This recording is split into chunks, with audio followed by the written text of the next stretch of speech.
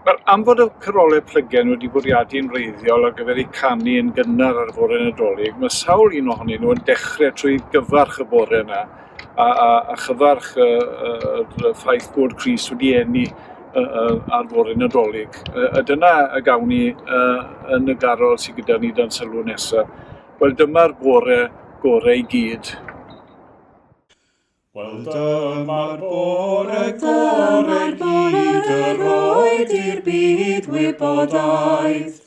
O Emyr gwaraidd Iesu'r gwerin dwyn o'n sy'n gamsyniaeth. Fe ddaeth ein brenin mawr am brawd a'n wisg o gnawd genedig. Rhyfedd o gweled mab diwnyr ar fronau pyrf o'r wynig. Rhyfedd o na dderfydd yw hon yn dragywydd, o roed ydi henydd i bob dawn a denydd. Llaw emydd a gwenydd i ganu. Nid caniad blygeiniol a'i naws yn hanesiol, i'r enaid crediniol sydd gynnes ddigonol, ond wyfodd ddewisol with Iesu. Agorwyd ffordd i'r meddwl wlad drwy'r meddigrad caredig. Hwn ydyw'r gŵr sy'n maddau bariach awd o'r rais ychedig. Y sawl sy'n byw drwy ddiw a'i ddawn wrth reol iawn a thrawiaeth. O fewn i hwn mae hysbryd briw a delw diw'n dystiolaeth. Mae heddwch cydwybod drwy waed y cyfamod, a thanor nefichod yn golain y gwaelod. Fel nod wedi osod i'w dwyso. Newidir yn fian y meddwl brwnt a flan. Mae tyniad ar amcan at fiched sancteiddlan. Croes anian i hunan yw honno. Can fydded pob rhywenaid byw mor rymus yw'r Meseias. I wrthladd am Satan sy'n gadarnio mir ei deyrnas. Hyfryd o fraint yr enau trist cael brawf o Grist fel priod. A hyn i berchen cywir ffydd y sydd a fydd rhyfeddod. Mae ffrydiau lawenydd yn Haesalem newydd, preswyl fal anlonydd i fyw yn dragywydd. Lle na ddawr dialydd na'i deulu. I brynwr sancteiddiol sydd drosom yn eiriol, am nodded rhinweddol a doniau rhyw dynol. Caniadau dragwyddol sy'n gweddi.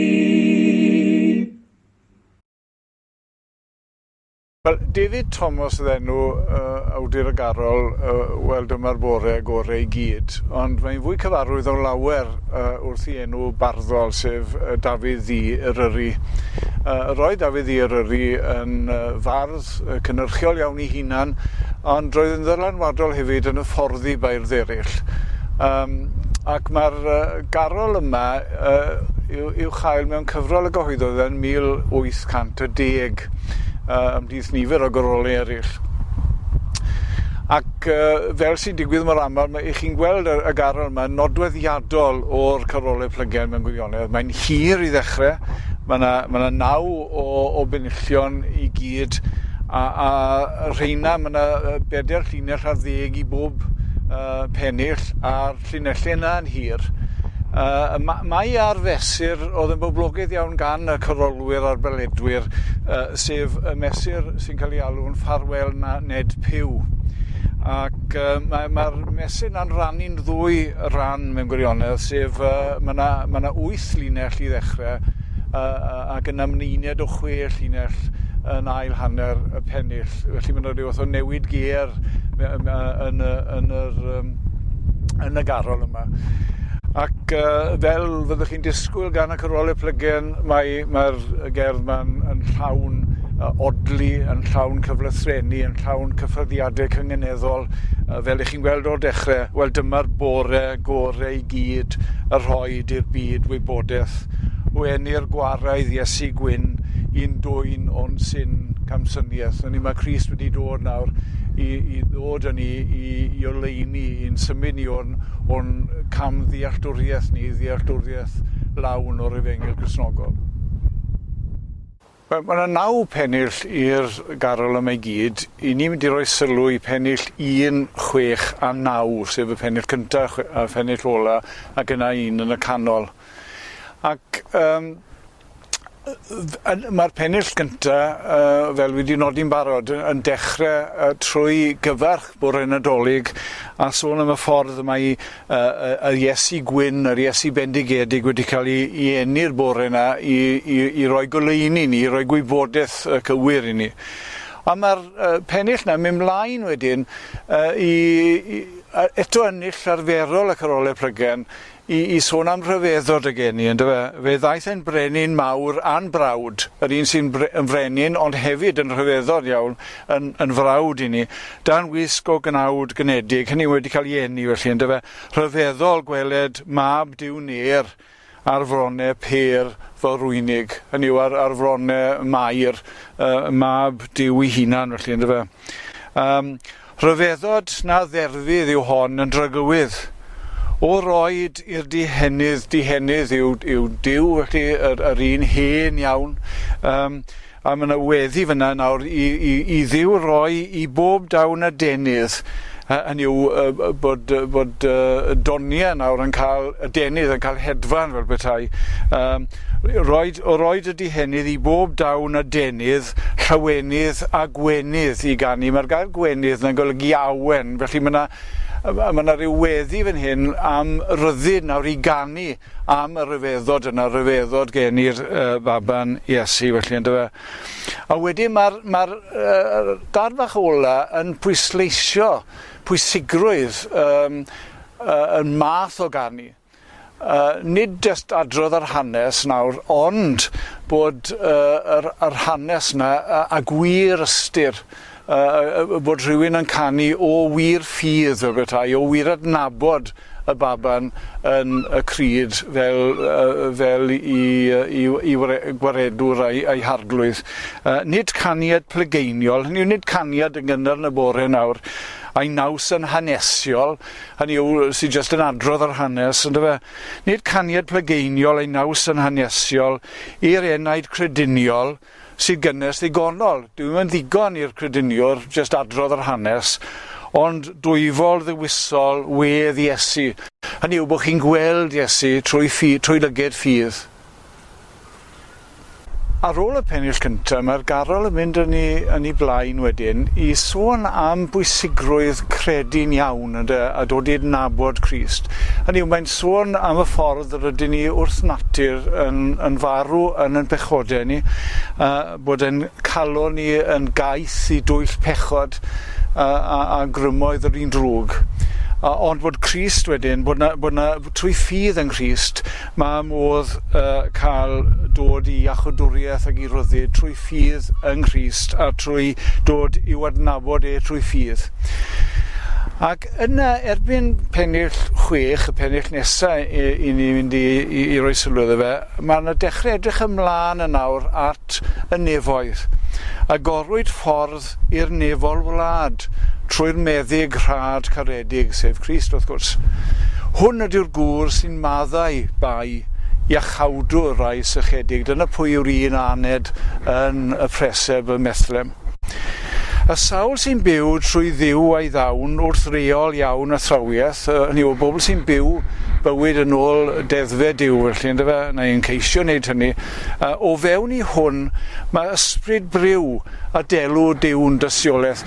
Beth mae hwnna'n pwysleisio yw nid yn gweithredoedd ni sy'n yn hachub ni, ond mae'r ffaith bod delw diw o'n mewn ni, bod ni wedi cael yn geni o'r newydd, felly, a hynny'n esgor ar ymgais i fyw bywyd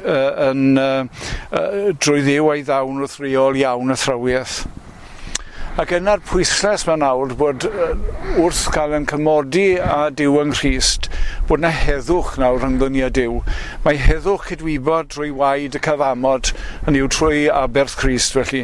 A thân o'r nef uchod yn golen y gwaelod, hynny yw mae goleuni diw yn dod i'r Cristion yn y gwaelod, yn y bywyd yma, thân o'r nef uchod. Fel nod wedi osod i'w dwyso, hynny yw mae diw yn tywys ni trwy i oleuni fe.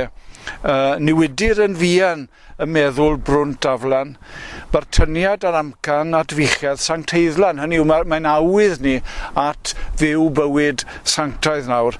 Croes anian i hunan yw honno. Mae'r awydd yna'n groes sy'n hunan pechadurus ni ac yn dod i ni wrth fod Duw nawr wedi plannu i ddelw yn ein calon ni fel petai.